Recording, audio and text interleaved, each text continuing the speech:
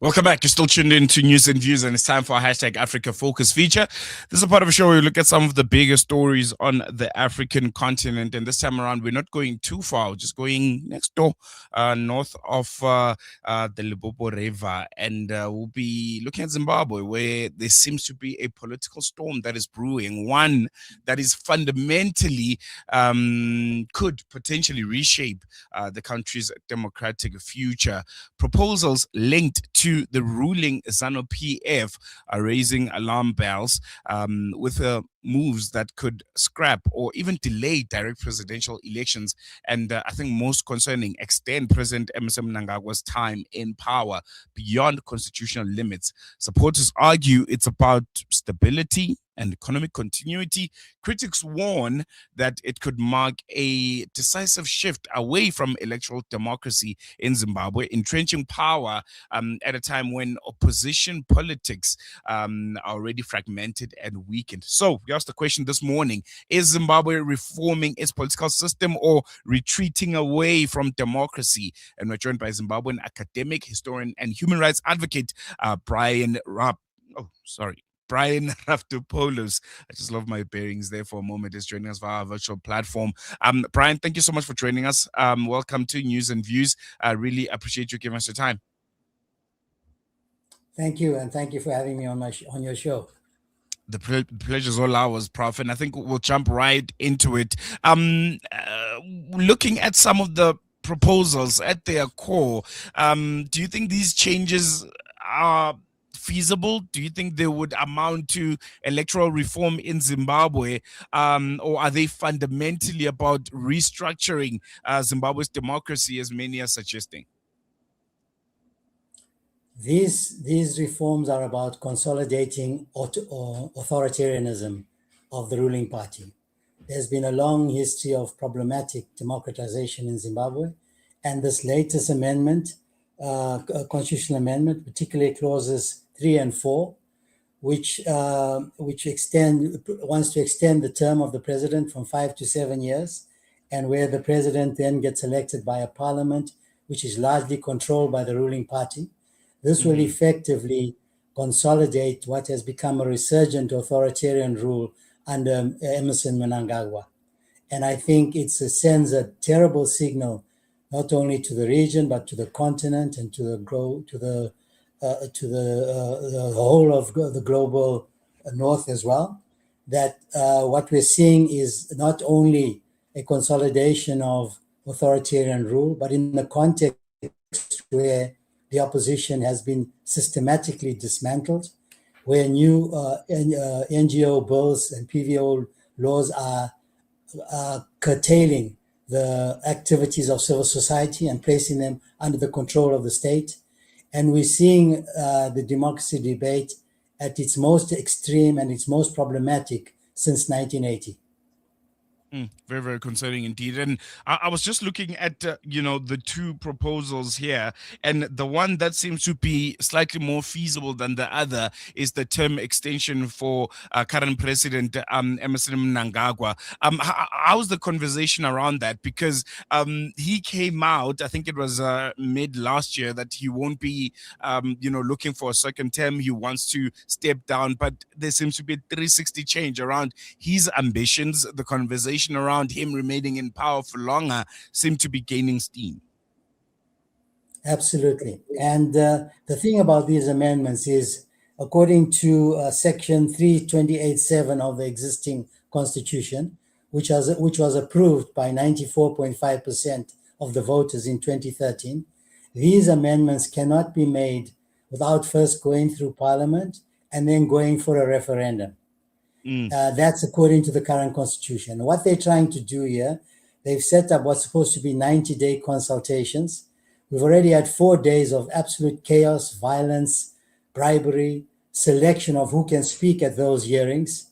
And it's clear that they want to avoid a referendum and to do whatever they can to manipulate the current electoral parliament, judiciary, to try and push this through. And they're doing it, unfortunately, in a context, as I said, where the opposition is fragmented and weak. and where even the constitutional movements that have emerged have yet to unite. Although the three defend the constitution movements that have emerged have now pulled out of the consultations because of the violence and chaos of the first 4 days of consultation. So I think President Mnangagwa's assertion that he was wanting to step down at this stage looks completely false, and that what they're doing is to consolidate not only his rule, but the rule of the clan around him, the clientele around him, which is increasingly in control of the economy and the resources. And where, as the Al Jazeera program showed, there's extreme corruption around the funds that are coming out of these resources. And I think that's very, very important. But I want to come back to Mr. Mnangagwa and some of the reasons why these amendments could possibly be made. Recap to when he came into power. I think it was back in November 2017, if I'm not mistaken. He took office following that, should we call it a soft coup, and the subsequent resignation of long-term president Robert Mugabe. Just looking from that moment in 2017, fast forward to 2026, how would you assess how those years have been under his rule, and what could point out, what could be some of the reasons that you could point out that maybe his extension of power could be considered, because maybe he's achieved some things. The economy of Zimbabwe has recovered to an extent. Diplomatic relations with the West probably could have gotten better. If you can just give a scorecard of his tenure thus far. Sure. The coup in 2017 was a result of the internal factionalism within ZANU-PF, a factionalism which goes back decades. ZANU-PF has been riven with factionalism since its formation in 1963.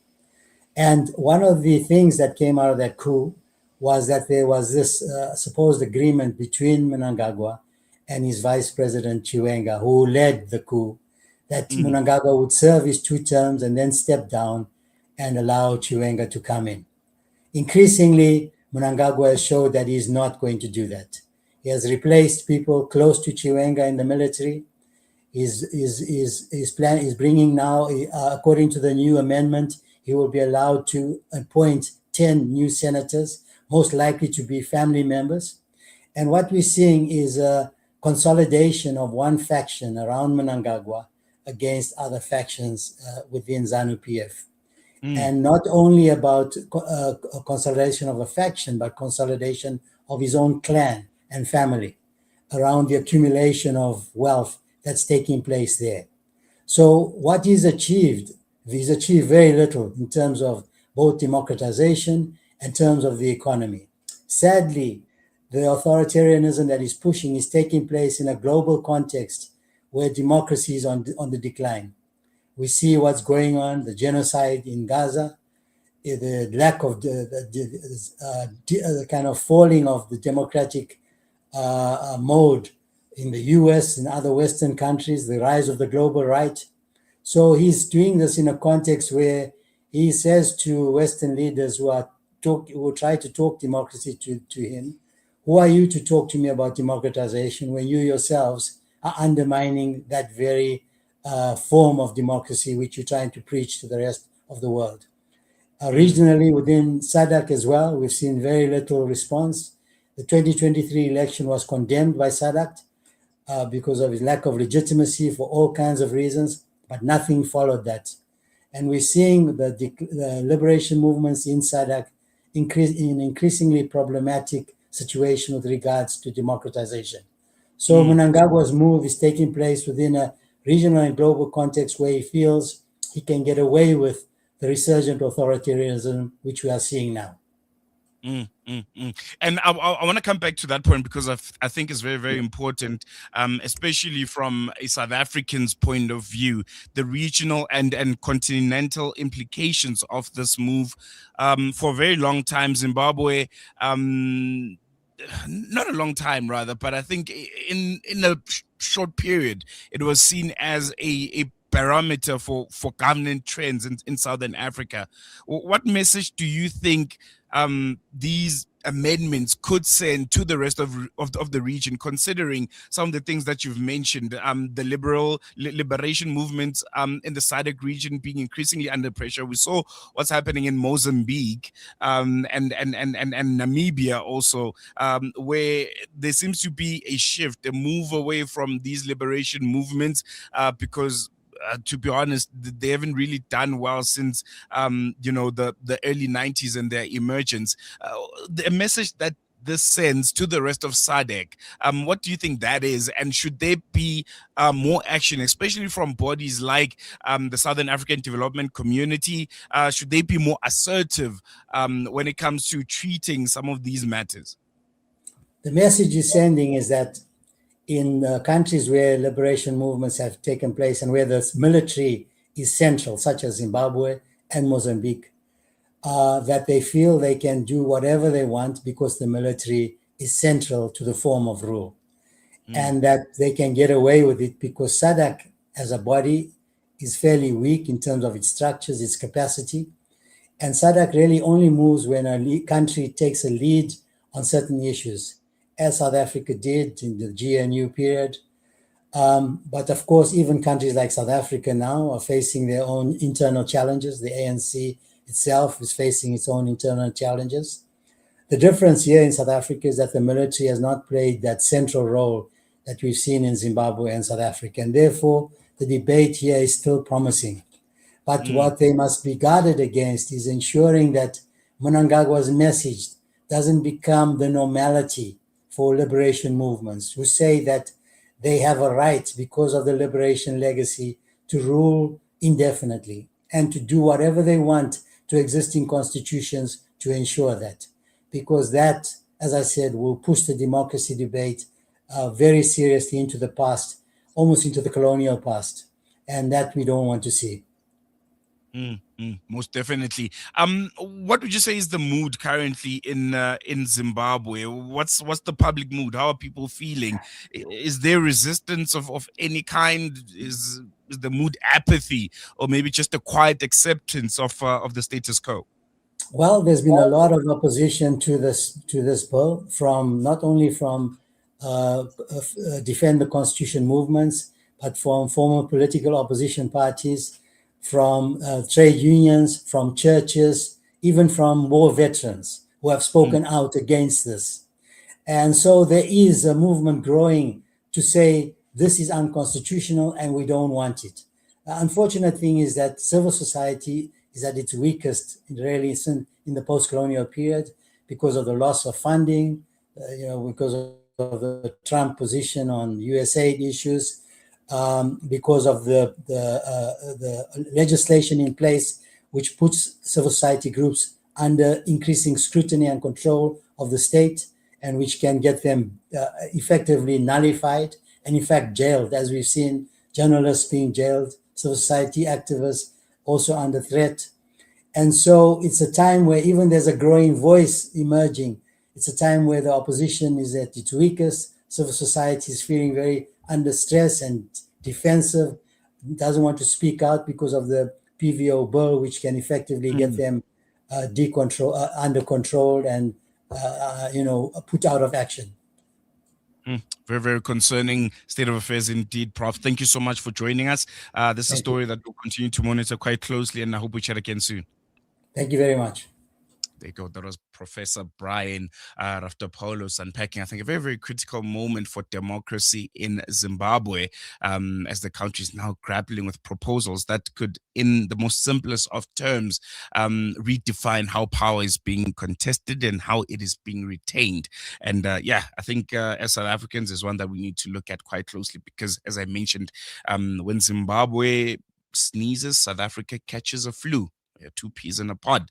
Up next, we're going to return to the Middle East, where the fragile Iran-US ceasefire is under renewed pressure, with fresh accusations of violence threatening to unravel the agreement. More on that after this. Rejuvenating media day by day.